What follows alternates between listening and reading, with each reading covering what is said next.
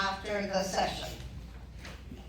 As a reminder, we're not here to sell you anything or make you spend any money or do anything. It's all about education. I'm going to take a few minutes and tell you about myself. Most of you know me, but I'm a real estate agent. But I'm so much more than that. I'm a certified senior housing professional and a certified senior downsizing coach, which has taken many, actually years now, of education and special training. And what it does is that real estate, come on in. Real estate is not a transaction, it's a relationship. And for those of you who bought or sold a home in the last 5 years, you know that.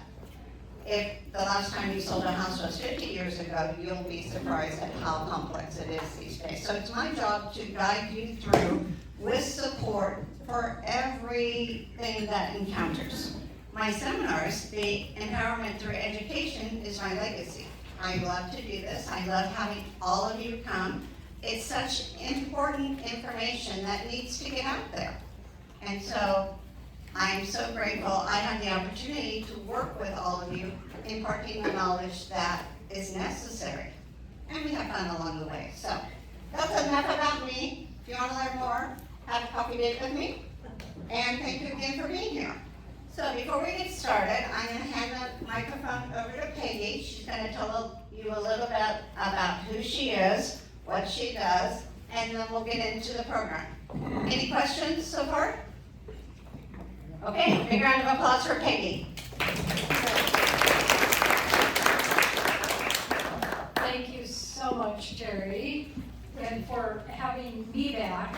A lot of you look familiar to me. I spoke to you all, I think it was last year, so thank you for having me back, Terry. You're welcome. So I'm hopeful, as Terry mentioned, that this will be a very good education for you all on the continuing care retirement community options that we have. And I'm going to be doing a much deeper dive into them today. My colleague, I want to briefly mention, you all met her, and I'm sorry, am I echoing? I'm not used to a mic. Is that okay? Thank you. My colleague is Katerina Marcelin. She spoke to you all at the last meeting, and she did the deeper dive into the 6-bed board and care concept. And so I will be doing the same on the continuing care retirement community front. So. But firstly, I want to introduce our services. So we are senior living consultants, and we are what is termed a placement agency for senior housing. We work with every licensed home and community from Carpinteria to Goleta. And the way that the placement agencies are structured is we basically have contracts with every home and community. They pay us a one-time fee. We get the same fee from every community.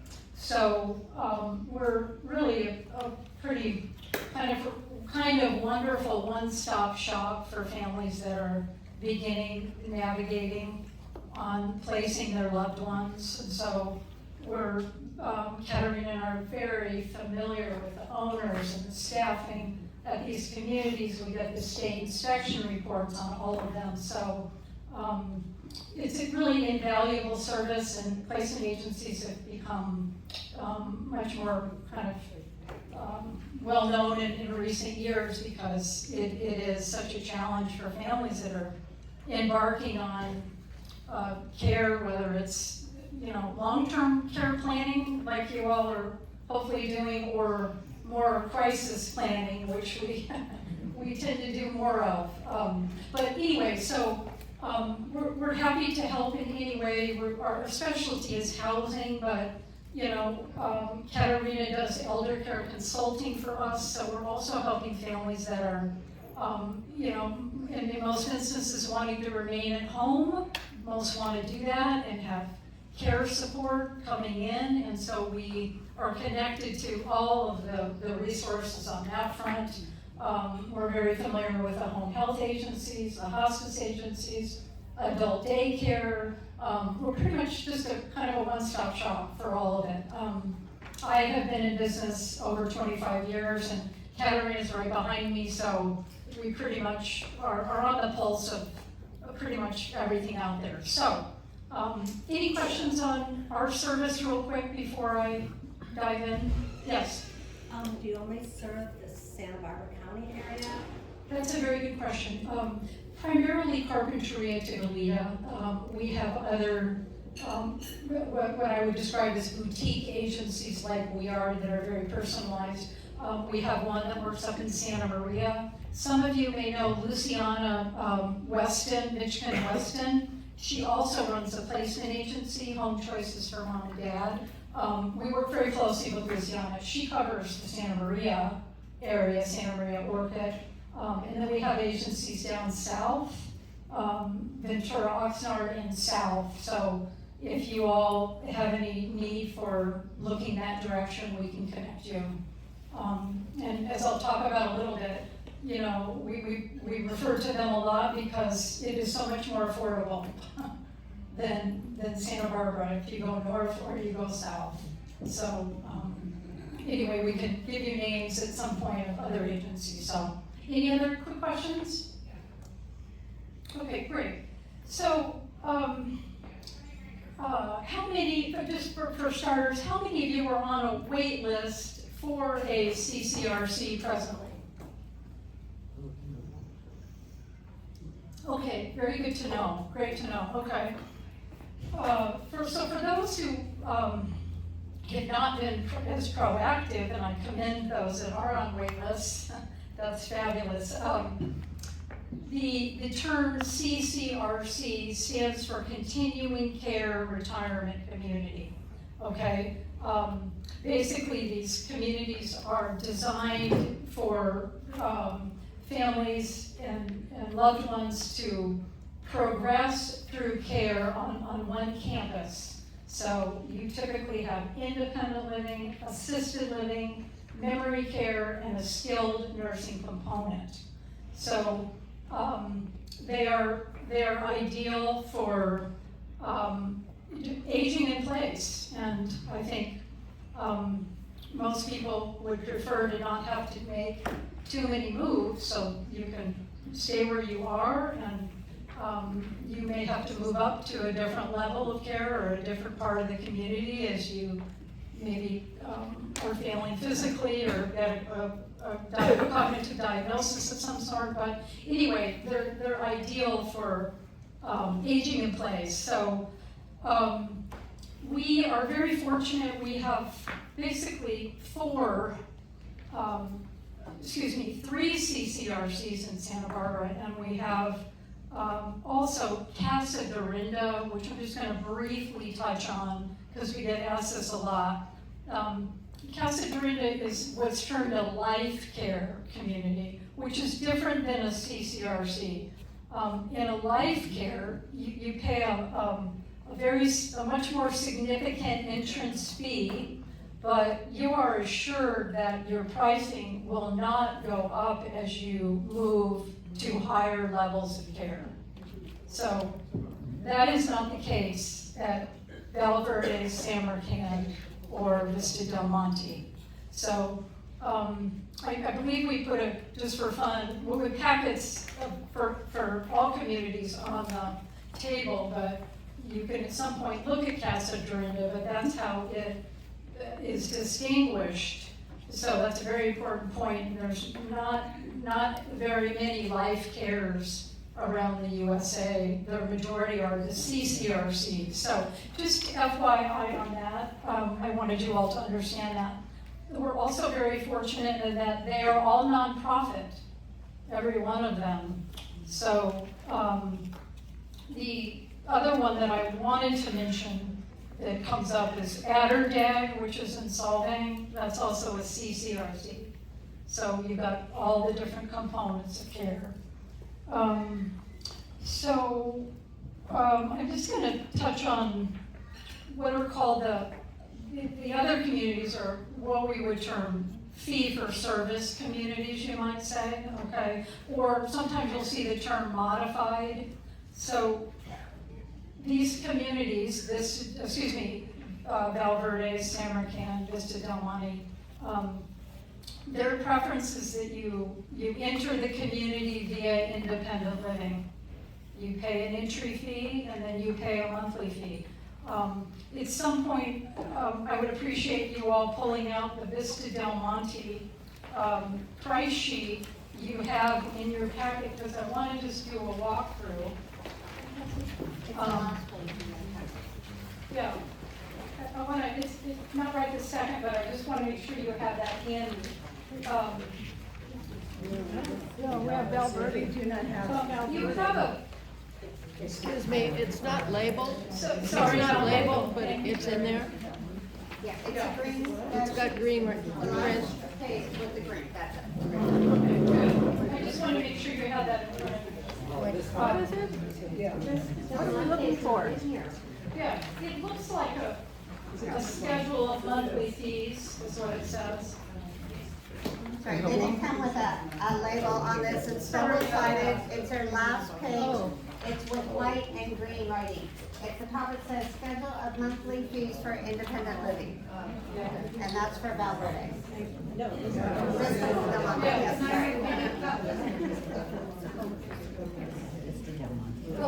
apologies, we did not label that, so it's more easily accessible.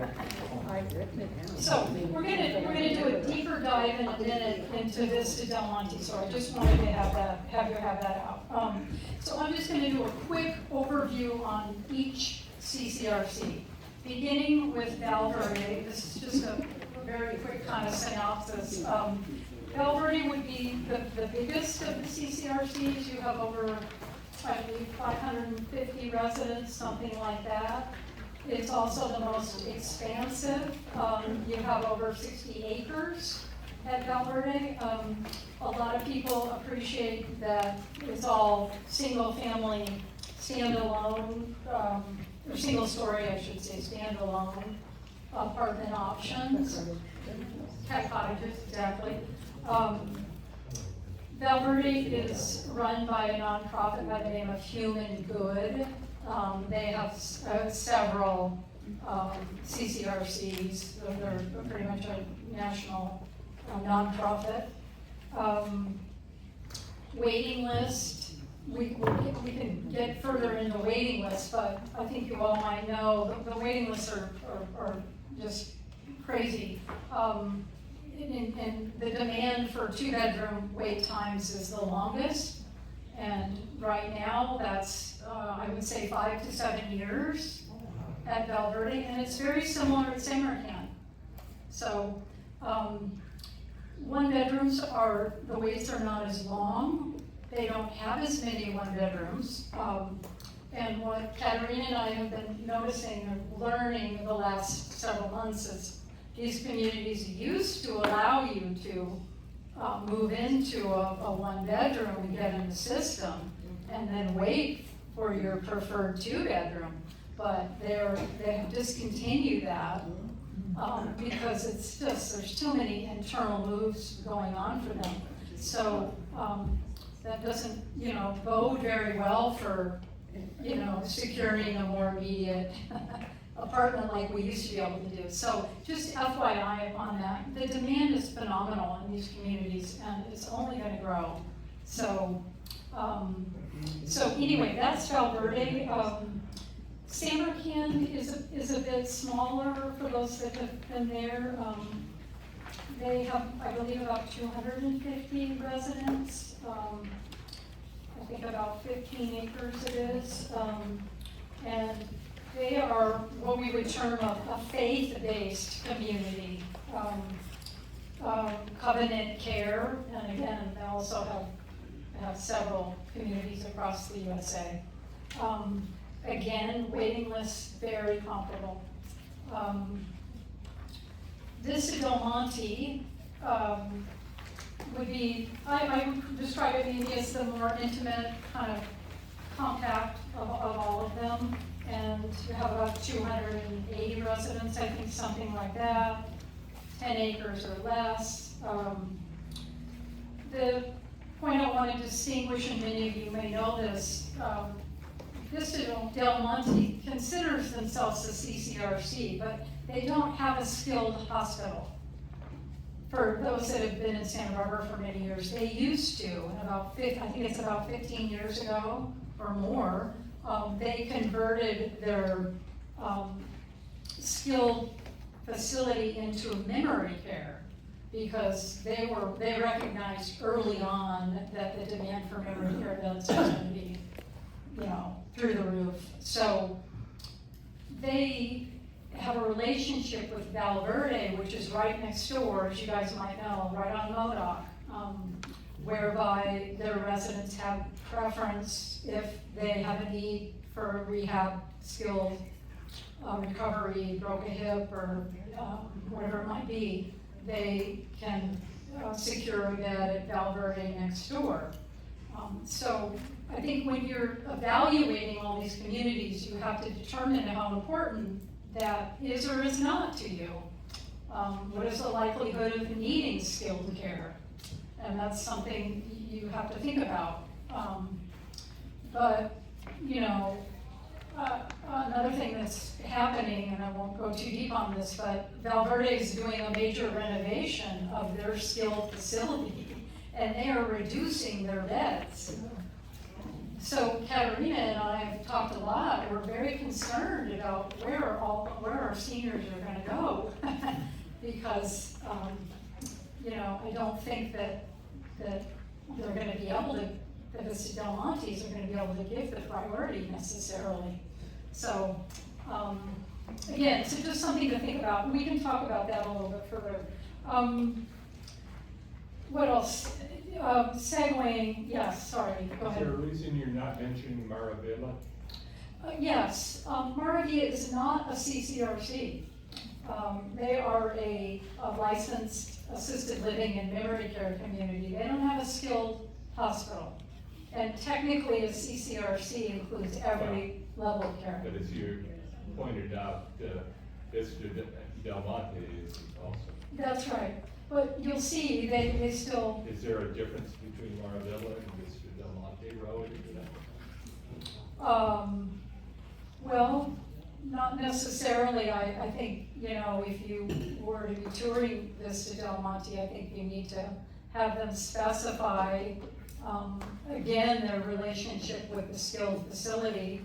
If you ever need that level of care, I think they maybe have a premium spots that Maravilla residents don't. So, if that makes sense. Other than that, it would be a fairly similar model.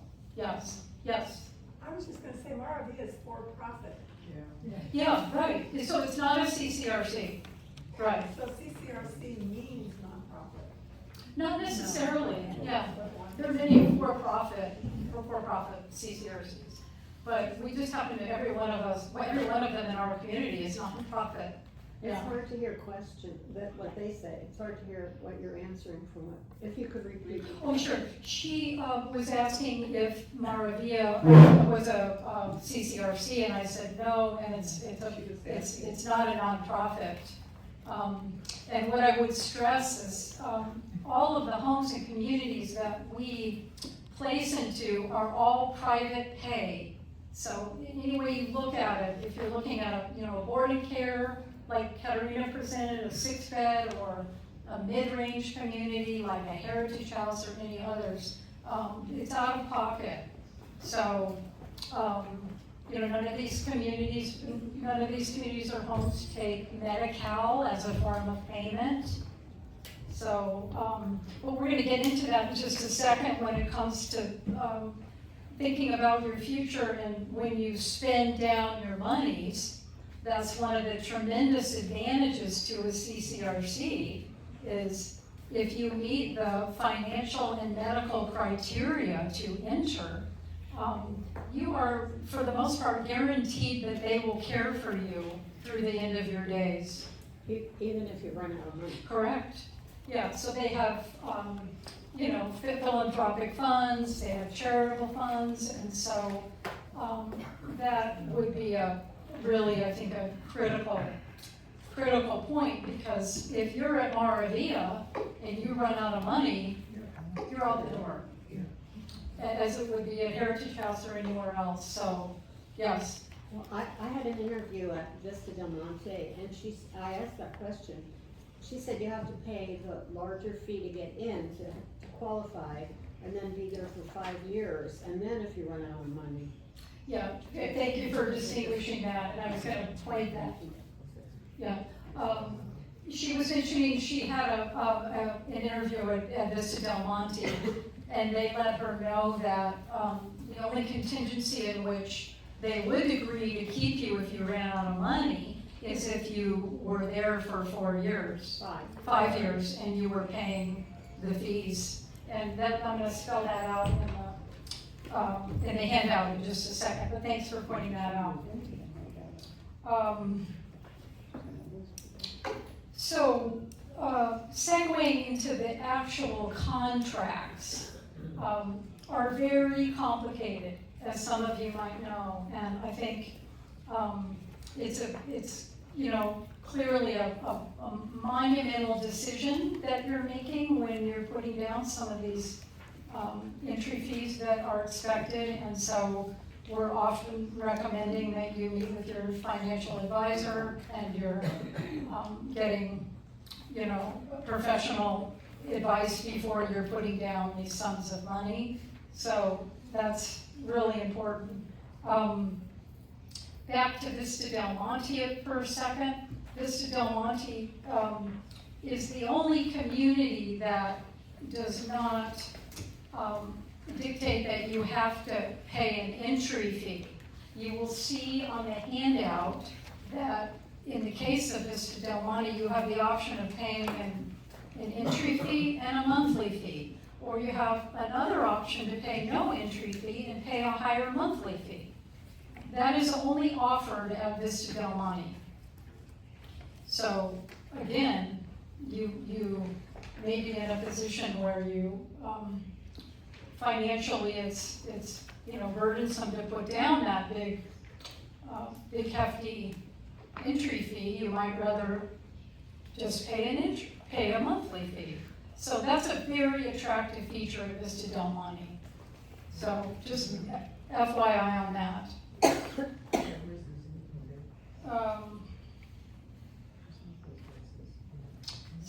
So let's just dive in real quick to the actual, I just want to do a quick, are we doing okay on time? I feel like I'm, yeah. Again, the unidentified page that we were talking about, I just want to do a quick walkthrough of what you're looking at on the schedule of monthly fees. So let's say we're looking at a 1-bedroom, okay? You will see it's, if you do the month to month, it's $73.07, okay? I'm just gonna walk you through that. People often ask, well, what's included in the monthly fee? And in the instance of all of these community, in the independent living apartments in all these communities, your monthly fee doesn't include any care, okay? So I always call it more of a lateral move from your home, you know. So if you begin to need care support, you would be adding that on to the monthly fee that you see there, okay? The monthly fee typically includes, and it differs from each community, but a meal plan, a set number of meals, you have your weekly housekeeping, you've got all your safety features in the apartment, and you will see on the chart there that there is the area that says assisted living and personal services.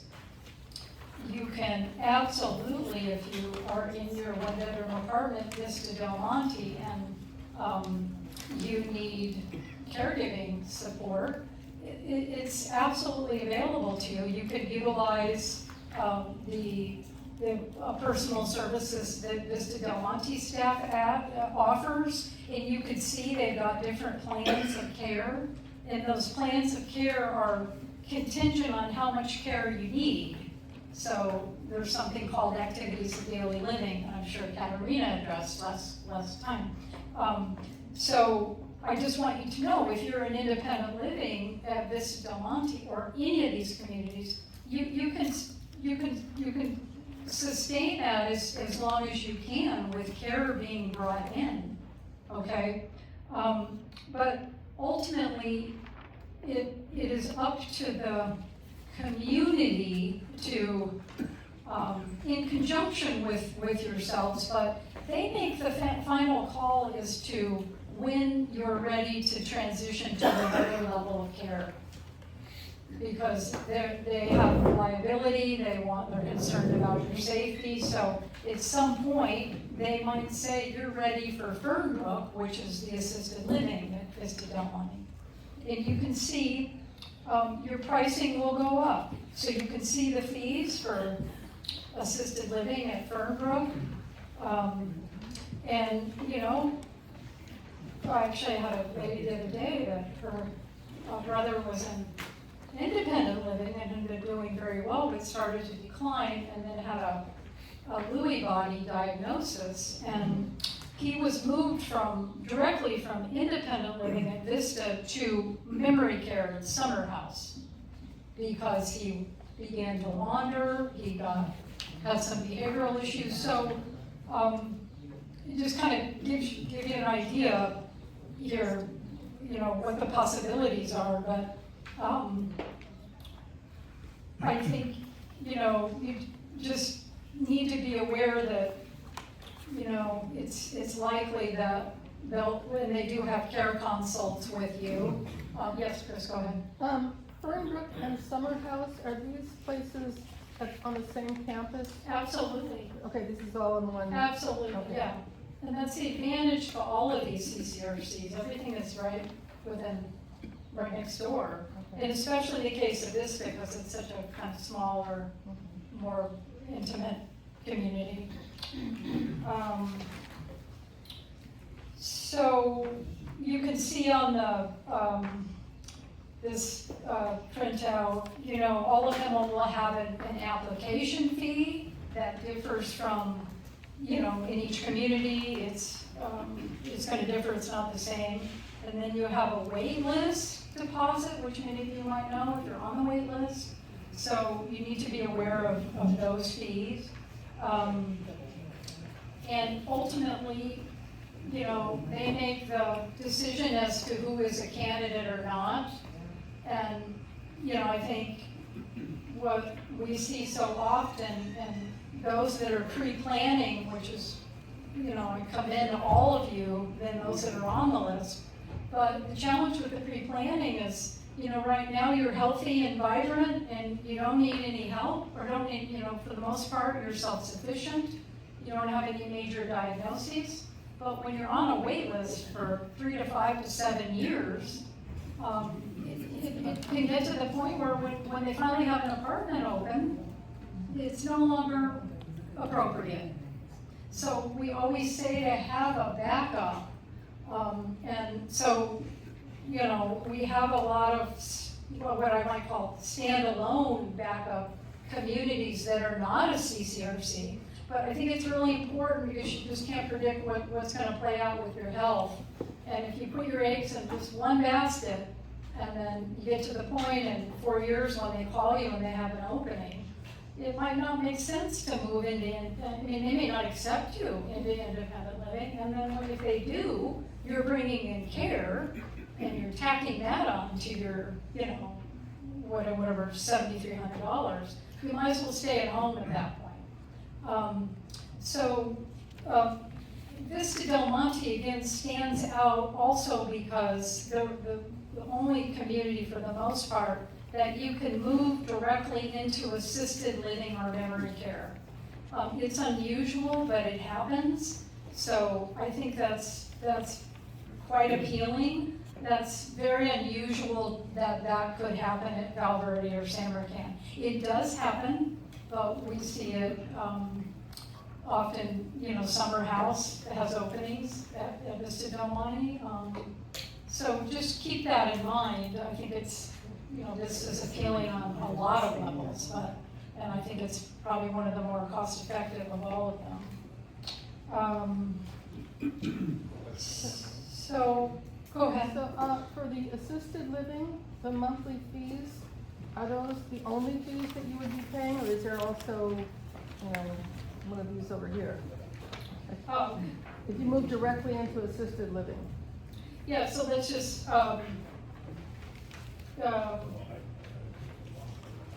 yeah, so let's just look.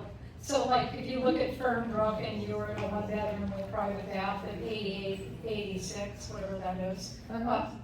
Is that what you're looking at? well, yes, for example, so that's all you pay? Yeah, but again, they will evaluate your care needs, and then there would be different levels of care Oh, okay, on top of that. okay. Yeah, so, Right, I didn't know Yeah. if they were, yes. Well, got it.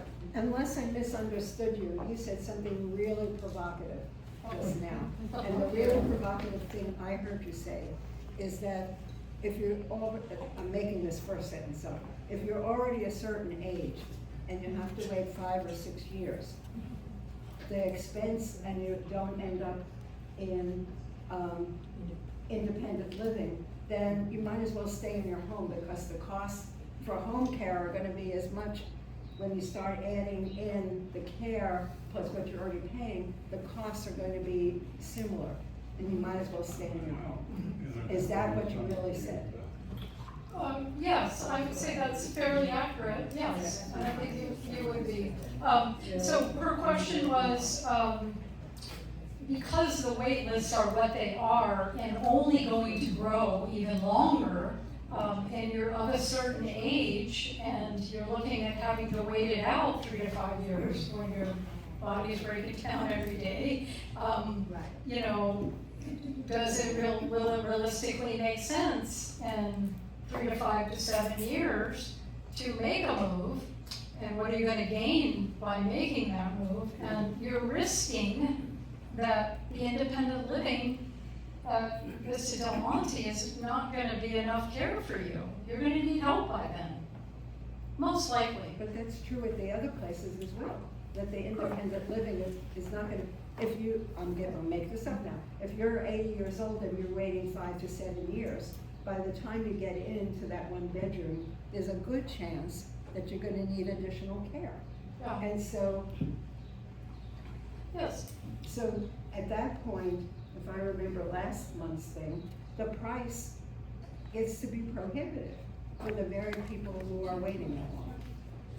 could very well be the case. And so, yeah, I mean, it really is gonna take a lot of, you know, a lot of thought at that point. But again, I'm encouraging you all to go down some different tracks, be proactive, start looking around at some of these alternate options that, yes, will likely save you when the time comes. And, you know, for instance, a heritage house that you could move directly into assisted living, and it probably with care come out to be less than what you're paying in independent living in one of these communities and having to bring in care. I hope that makes sense. Can I interrupt for a minute? Yeah. Okay, let's make sure we keep our questions related to the topic and not stories, but I think the point that needs to get across is that you should plan, get on a waiting list, tour the communities, decide what you want to do, and many of them have the 5 to 8 years. That doesn't mean you have to move in, so have a couple, multiple plans. So when your 7 years is up and you're in a 2-bedroom at Valverde for whatever the cost, doesn't make sense then. Okay, you don't have to decide today if it's gonna make sense at 7 years. Who knows what's gonna happen in 7 years? Okay, you could be in perfect health. You could be out doing fitness and playing golf, then it makes sense. If you need care and you can't get into assisted living, in-home care is really expensive, but then so is the independent living. So it's not a yes or a no thing. It's where you are at that point of time. So we could go around in circles about costs, but pre-plan, get on some lists. When the time comes, you make the decision again. Okay. Yes, John. Just a comment and a quick question. The comment is that it is about the accommodations. It's also about the fact that it's a community. And we know that social interaction is really important. So I just think people need to factor that in. My question is, Do you happen to know what the current waiting list for Vista Del Monte is? Okay, her question was, waiting list at Vista Del Monte for a 1 or 2 bedroom? Say 2-bedroom. Okay, Well, I was gonna say something about that. I had an interview there like a year ago. I got on the waiting list. You pay $1,500 to be on the waiting list, and it's refundable. And they told me it was a 2-year waiting Right. list. And then also, I've been to Marvia several times, and they've been contacting me to get into an apartment, and they don't even have a waiting list anymore. So they showed me a 1-bedroom, they showed me a 2-bedroom that were available right then, and I could take them. mhm, So you don't always have to wait. If they No, have an I'm not- empty apartment, they'll. And we're not talking about Marvia. Yeah. So I think again, the point is that everybody's different and it's constantly changing. So you pre-plan, you get on a waiting list, when the time comes, you decide again. So, right now, Maravilla may not have a waiting list. Vista Del Monte has what, a 2-year waiting list? mhm. Okay? 2 but- year, is that what you said, 2 Yes, years? yes, at least. So next year, it may have a 7-year waiting list. Valverde has a 7-year waiting list. Does it take 7 years? We don't know. Okay, it could, by the time your 7 years is up, it could be 5 years. And Valle Verde is no longer 1,500 to get on the waiting list, it's 10,000. It's 10,000. It's 10,000. So that illustrates the point that everything changes. So, okay, let's, Just a quick point, tell me if I'm thinking correctly or not. I think that, like, as an example, Valverde, that's the entrance point is independent living. So- So if that's where you are now, you get on the wait list as soon as possible, so that when it comes up, all, yes, Yeah. all CCRCs pretty much dictate to get into their community, you have to start in independent living. Correct? Well, besides Vista, Besides Vista. which is not a true CCRC.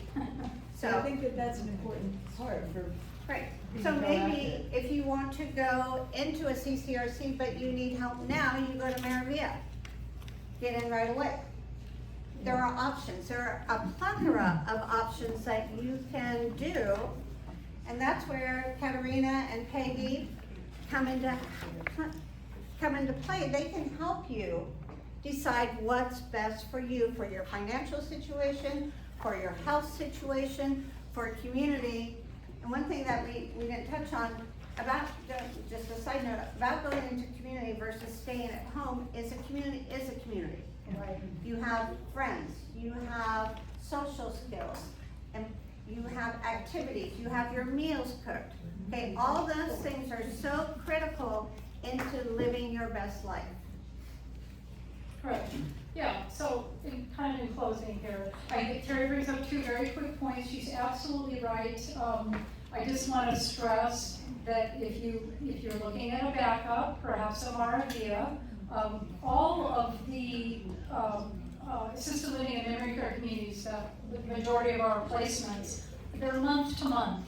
So there's no big buy-ins, and you can move directly into assisted living at Maravilla, which a lot of people don't realize, without a buy-in. So I think you need to realize there are other options, and they're a lot less, they give you a lot more flexibility. And the other point, Terry, as you said, I think there is no harm in getting on a wait list in these places. You are not gonna, in some cases, they keep 80%, but at least have that as a backup. And if God forbid something happens and it doesn't work out, that you're appropriate for Valverde in 5 years. You're on a list. I think that's critical right now. The list at Valverde is over 280 people right now. So, gives you an idea, yes.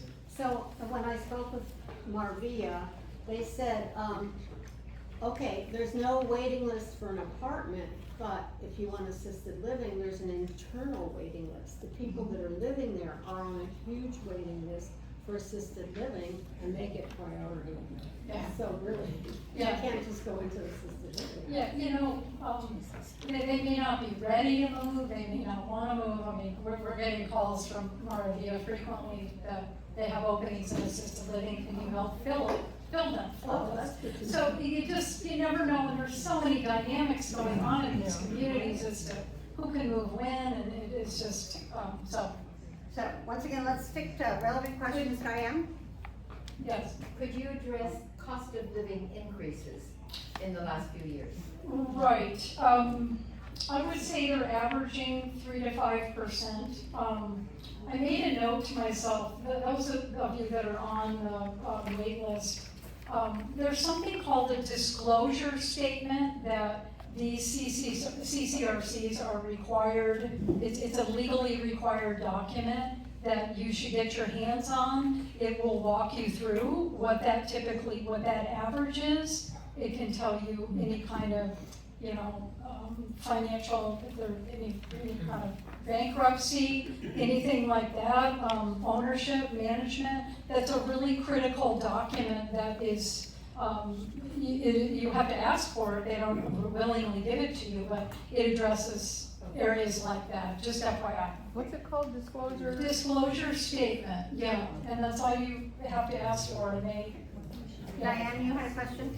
And I just want to point out too, we get all concerned about the nursing home part of the CCRs, but there are a lot of nursing homes available in Santa Barbara. So if you happen to be at a place that doesn't have that as part of their component, it's still available to you. Everybody hear that? No. Okay, so if you're at a Maravilla or another community that is just, that does not have the skilled nursing, that is not a CCRC, there are what we call skilled nursing communities available. So there's Mission Park, formerly Mission Terrace. yeah, Which is full. which is full, yeah. Yeah. Yeah, so there are several, so you have, and once again, you have options for whatever it is that you're going to do. Today we're focusing on CCRCs, who's the best fit, who's not a good fit, what the contracts are about, the benefits that they offer, but know that if we get deep into rabbit holes going everywhere, we lose the purpose of today. So there are options wherever you are to figure it out, and Peggy and Katarina are here to help. Let's move on a little bit before we take any more questions. And I'm kind of, excuse me, just wrapping up, again, in closing, I think, I gave myself a note here, look beyond the sales brochure. I thought that was a good line. I think you need to be visiting these communities frequently, recognizing the culture at these communities. Many of you might know, Val Verde is known to have a number of retired physicians. This Del Monte is retired teachers still to a great extent. San Rocan is a faith community. So I think you really need to do your due diligence all around, but visit them, have meals. Many of them will set you up with other residents and have a list of questions for those that are residing there now. So you need to just get as educated as you can, as early as possible, and put yourself on a list. do you have favorites? Say, what's that? Do you have favorites? Oh boy. No favorites here. Yeah. Hang on. Question. Okay. Do ombudsman reports still exist, and if so, are they the CCRCs? So talk about ombudsmans and regulatory, Sure. Community care licensing is the oversight for these communities, and yes, there are standards, and I know Katarina spoke to that maybe last time, and can speak to that to a deeper extent, because she's an administrator. So, but yes, and I might ask you to touch on that. One thing to And the remember, ombudsman. Yes. so to remember that, for example, in Moravia, independent living is not under the DSS, not under the Department of Social Services. So ombudsman will not go there. They will go to their assisted living memory care, and you'll get the reports on that. But what's happening in the independent living, we will not know from the ombudsman standpoint. There's a distinction. Thank you. Another question? Dennis? You did a good job of telling us how much it costs per month. I was told in Val Verde, they to get in, they will look at your total assets.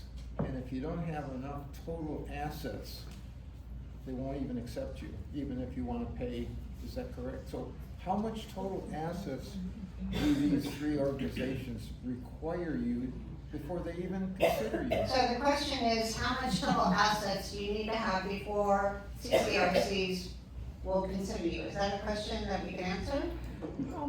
Yeah, thank you, Ted. My understanding is, it's typically, expected that you have 2 to 3 times the, entrance fee that you're putting down. So if you're putting down, $1 million entrance fee, they expect that you have 3 million, because again, they're guaranteeing your care. So it's a risk for them, and they look at your age, and they have the actuarial tables. So my understanding for at least Alberta and San Marcan would be 2 to 3 times your entrance fee. You need to be able to prove to them that you have, if that makes sense. Ronnie? I just toured Casa Dorinda, and Oh. that was, after you paid your entrance fee, you needed $3 million. Yeah. So, Casa Dorinda, you pay your entrance fee, and then you still need to have $3 million. Yeah, that's about right. I got, for the majority of the room, anybody here thinking about going to Casa Dorinda? Casa. Okay, another question. Yes, Fran. This might be a naive question, but say you move in with your spouse to independent living at Valle Verde or Mrs. Del Monte. 2 or 3 years down the line, one of you needs assisted living. Can you both then move into assisted living? So the question is, you're at one of the CCRCs in independent care, 2 or 3 years down the line, one partner needs to go to assisted living. What's the situation that happens? Does one person live in assisted and one independent? Do they both live in independent? Right. Very good question, and we haven't really touched on couples, but, typically they're challenging to place couples, because the needs are usually dramatically different. So in answer to your question, yes, they would evaluate at that point and determine if both of you were candidates to both be in assisted living. You'd be downsizing tremendously, but that's just gonna be a given. The hope is that you wouldn't have to be paying for 2 different apartments. And I've seen that happen on a few occasions. And that might happen if one has to go into memory care. Correct.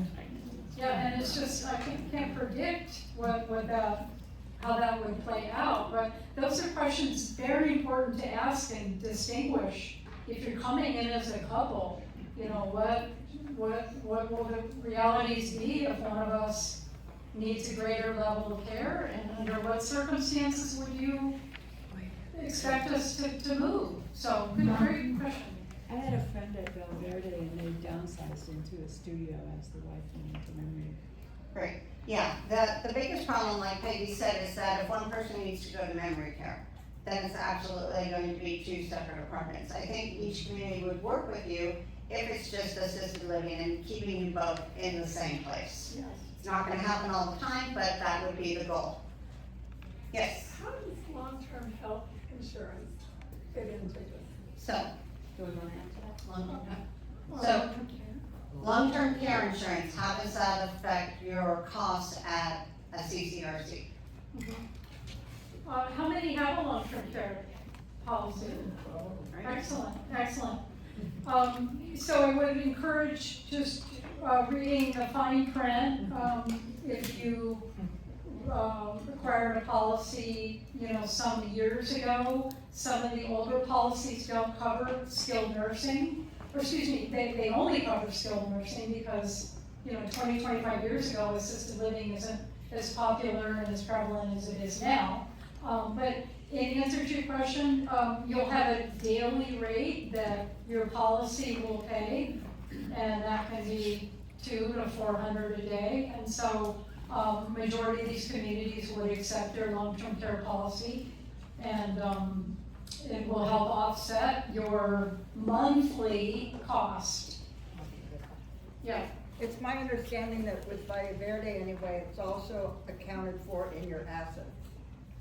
Good It's a point. positive about Good your point, assets. you're exactly right. So the deposit is included in your assets. So if you put down $1 million deposit, you just need a total of 3. So, okay, another question. Questions? Yes. Okay, so I have assisted living policy, and I was told at Marvia that you have to pay first and wait for them to. It's not, you get reimbursed from your assisted living policies. They don't pay the community directly. So you pay, you file a claim, it's kind of like going to the pharmacy when your insurance is not what it should be. You pay and then file the claim. So you do that every month? It's your responsibility. It's your responsibility. But every month you have to. I'm not gonna answer that because I don't know, because each community is different. So, more questions? Yes. I was curious on the different communities, is there different activities that are offered that, like, is there a different flavor to the activities that are offered at different communities? So, the question is there different activities offered at each community? Yes and no. Holly, do you want to speak to this? She's the activity director, or was the activity director at Wood Glen. Yeah. So, every community is different. So I'll start with that. If you go out to Val Verde, it's for people, for me, I think it's for people who love to walk in the woods and nature and be outside. It's got such beautiful grounds. Samarkand, faith-based community. Okay, so if you want to be involved in that type of community, you go there. So it's not only the flavor. Can I just say, you do not have to be a particular faith. It is Yes. Christian. It is Christian. But you don't have to be that faith. Yes, correct, thank you. So everybody has different dining rooms, different food styles, everybody has a different feel to the community. As far as activities, they have music, they have day trips, they have performers come in, they have exercise classes, they have, I mean, the list can go on and on. So when you go to a community, they will always have these spreadsheets of what's on the schedule, not only for meals, but for these are the activities going on this week, this month. So the important thing is that you visit. Anything to add, Holly? I totally agree. Basically, looking beyond the brochure and going there physically, even multiple times, and like people who are on our wait list at Wood Glen, I love having them come, start getting to know the community before we even have a place available for them. I invite them to meals, happy hour, if they could come on an outing with us or whatnot, just to start really talking to the residents, getting to know them and the culture. So the thing that struck me from what Holly just said was look beyond the brochure. You have something to add? Just a unique thing, for example, about Vista Del Monte, they have fitness and aquatic center that they make available for people outside of their community. So that is another very unique feature. Sorry to add something, but the other thing to ask, it seems to me, is do they have a residence council? Do they take That's a great suggestions question. from their residents? Whatever community you go to, do they have a residence council? Do you know? I believe they all do. I believe they all do. And participate in it. If you're unhappy about something, if you don't participate in the residence council, you're gonna remain unhappy. Yeah, but for instance, Valle Verde has been very responsive from gay and lesbian residents to celebrate Pride Month, et cetera. That goes to the tone of the community, so. So, visit the communities, go beyond the brochure. If that's important to you, ask about it. If you're a vegetarian, do they serve vegetarian meals? If you smoke, do they have a smoking area? No. All those questions, I could make a list that has 1,000 questions that you should ask, but you need to decide what's important to you. What are the things you need to know? I have actually, from when we did this last time, a list of 100 questions that you should ask. If you want it, email me. Please don't ask them 100 questions. Okay? They will not appreciate it. Okay, so you need to decide, go through and highlight what is the most important things to you. Back to one size does not fit all, whether it's a community or the style. We have somebody with laryngitis here that keeps passing me notes. Is it true when one goes to assisted living that a tax deduction of cost can be taxed under medical expenses? I'm not gonna answer it, talk to your tax person. Thanks. Yeah, we try to keep things within our profession. Okay. Let me just make one other quick. In visiting these communities, again, Katarina and I discuss this frequently, ask to see every single care level. They're gonna show you independent living, ask to see assisted living, ask to see memory care, ask to see the skilled nursing. You may end up there, you don't know, you need to be aware, so I encourage that.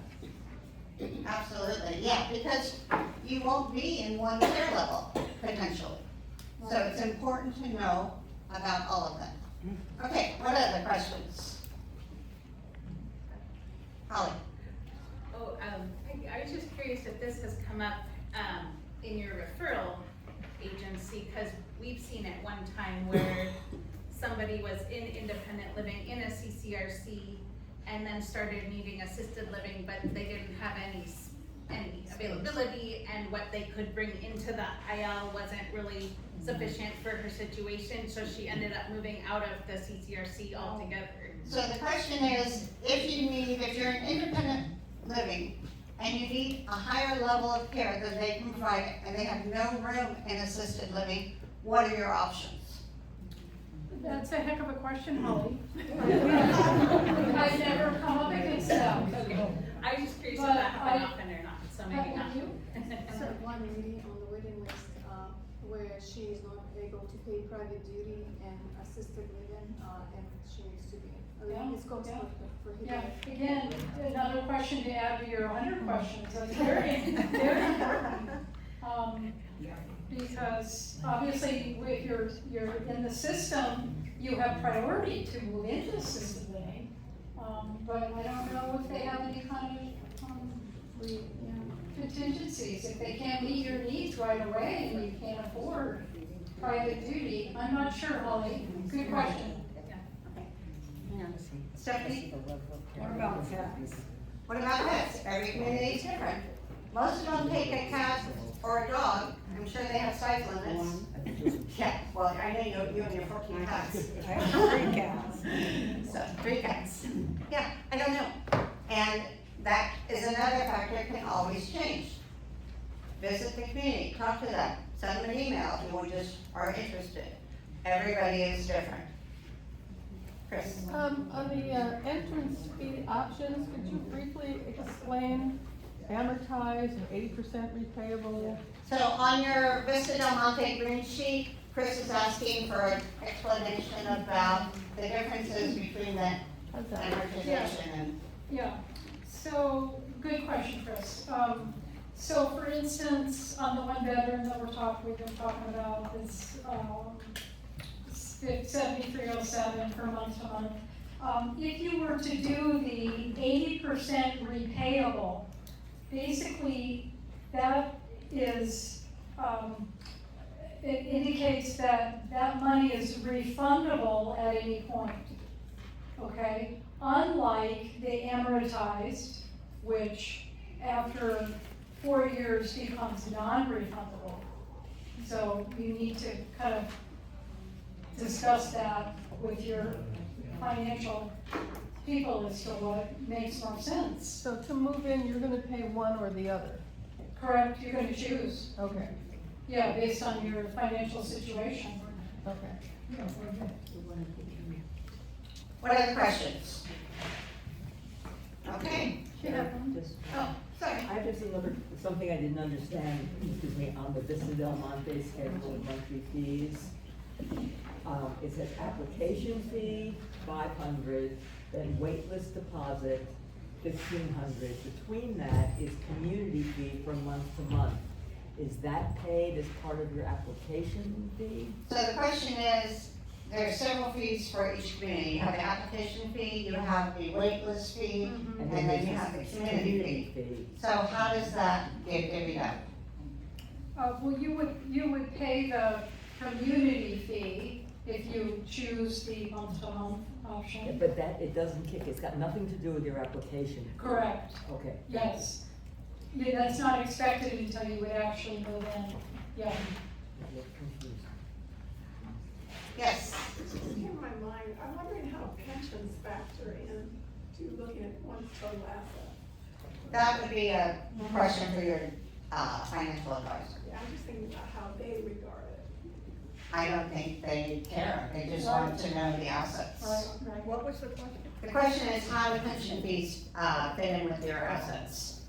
So, no, especially me, I'm not a financial person, so I'm gonna always tell you, go talk to your financial advisor. Other questions? Okay, going once, going twice. Whoa, sorry, not too close. It's me again. So, can you move into a month to month and later decide to pay the larger? Yes. So that's a really good question. Can you move in on the month to month and then eventually transition into the, Absolutely, yeah. entrance fee? Yes. Yeah, and I think the month to month allows you to kind of do a trial run of it. Yeah. You're checking it out, you're seeing if you like it, and, in 6 months, if you're loving it, then you make a bigger commitment. Yeah, So it's really attractive that they offer that. yes, Yeah. thank you. Given the demand in Santa Barbara, however, is that realistic even for Vista Del Monte? That one could easily move into month to month? Oh, sure, It is? yeah. Yeah, to my knowledge. Okay. So most of you know that for taking time out of your day, I give away $2 to $25 gift cards. You're showing up. You have to be here, but, everybody got a ticket, right? I think I got everybody. So I was trying to make my life easier by not writing out everybody's names and just doing tickets. So I have here duplicate tickets. Pick one. Yep, happy to. Do I read off this phone number? Just the last three. Oh, 043. 043? 043. Going once? Wow. Anybody?